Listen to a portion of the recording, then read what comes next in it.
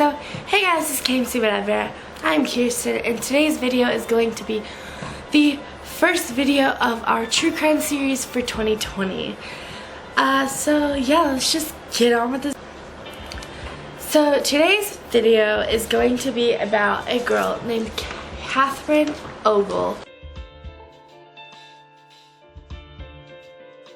She goes by Katie. She is 19 years old but has the cognitive level of an 11-year-old. She is from Hayden, Idaho. And she went missing on November 1st of 2018. Let's talk about her missing, like when she went missing, I guess. So she went missing on November 1st of 2018. The police were called to the scene at approximately 11 o'clock that night, where they searched around for her and didn't find her at all. Her family was really worried about Katie because she had left with no shoes, no appropriate clothing for the winter months. She also has medical issues as well as the cognitive learning problem. And they were also worried because they just recently moved there and she doesn't know the area very well.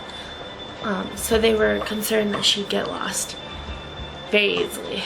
So they described her as having on a gray sweatshirt with black pants. She's 5'4" with green eyes and blonde hair. She weighs approximately 100 pounds.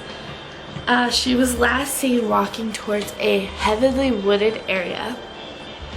So now let's talk about how they are finding Katie.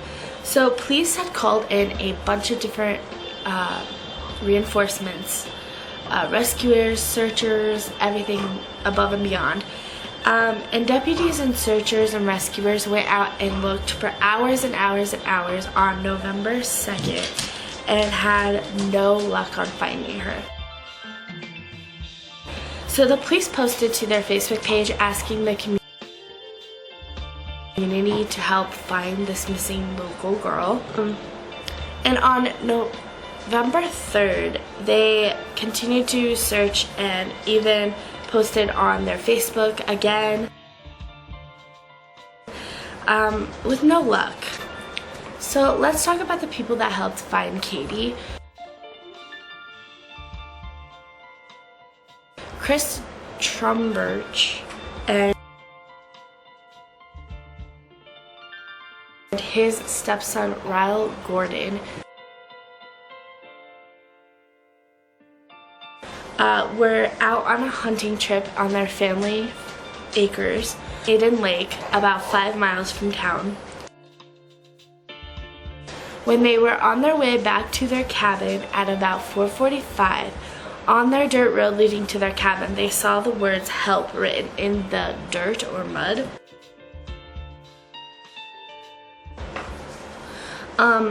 Which they thought was very shocking and strange. And Ryle thought it might be that missing girl because he remembers seeing a post on Facebook about 2 days before claiming that there was this missing girl and everything, and so that's who he thought it was. I'll be back. So I'm just gonna continue while the dogs are outside at the moment. But Chris really thought it was just a hunter asking for people to help him, help them with a deer to like load it into their car or whatever. So he didn't think anything of it, but Ryle really was kind of creeped out by it, that he ended up wanting to take a picture of it just in case it might have been that, and he convinced his dad that he wanted to go find some rescuers or searchers or police or whatever to kind of show them this to see if they've seen it before and if they've investigated this thing to see if it's from the missing girl or not. So when they went to alert the rescuers and stuff, they guided them back to this area at about 4:55. It's about 10 minutes after they first initially saw the help sign. So now let's talk about how she was found. The rescuer that came back with them started yelling hello, yelled for her name, yelled hello again, and in the distance they could hear a person yell back hello, and she was probably about 30 yards away from them. Basically followed this voice down this very steep hill where they found Katie. They asked her name and she said her name is Katie. And she was kind of a little scared. Probably very traumatic to be in that kind of situation and be lost, and who knows, it's probably traumatic enough for her. And she was a little scared that she was actually going to get in trouble. Now I'll talk about that in a minute here. They brought her out. They ended up taking her to the hospital as a precaution, just to check on her and make sure she was going to be okay, there's no injuries. And relatively, she was in really good condition for being missing for 3 whole days and not knowing how to take care of herself very well. Chris, the dad, ended up learning that she had went into their cabin and took a bunch of supplies to help her stay alive. Food, blankets, like stuff like that, a light probably, stuff like that. And so that's what Katie was scared she'd be in trouble for, is that she broke into their cabin and stole a bunch of items to help her survive.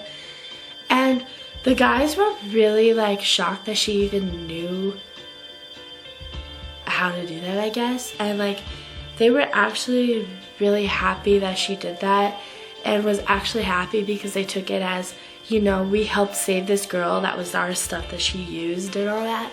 Ended up not getting in trouble for any of that, which I wouldn't want her to be in trouble either. That is a really smart thing that she did, and it initially helped save her life, which Chris and Ryle were really grateful that they were able to do that for her. And they were just really happy that she was alive. Like the stuff that she stole really didn't matter to them.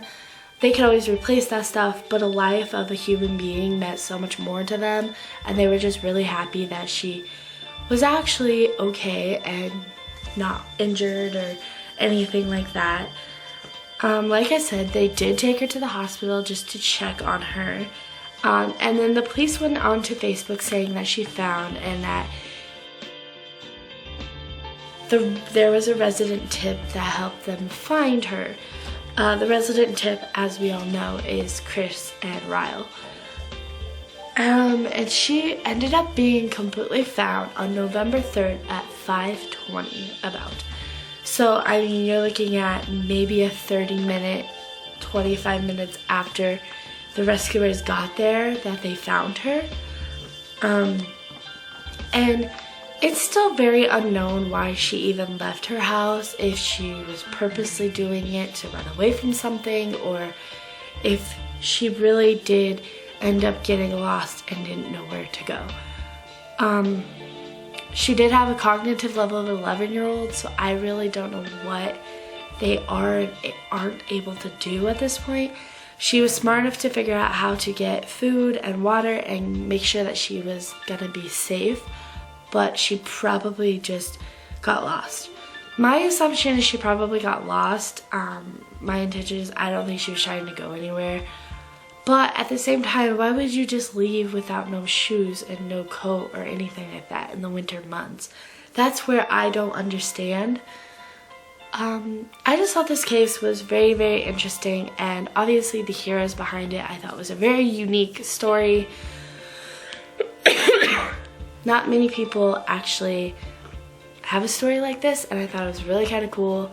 I wanted to spread a little bit of positivity that there is some really great people in this world, and then there are some that are not so great. So I mean, but I just kind of wanted to share it and just kind of like I really like this story, and I thought that was really smart, and I just wanted to share it and give me your guys' thoughts in the comments down below.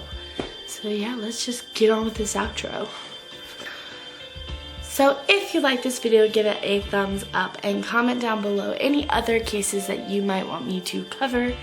And subscribe if you haven't already. And turn on the bell notification so you're notified when we post every single Friday. This is Kirsten, and we'll see you in the next video. Bye!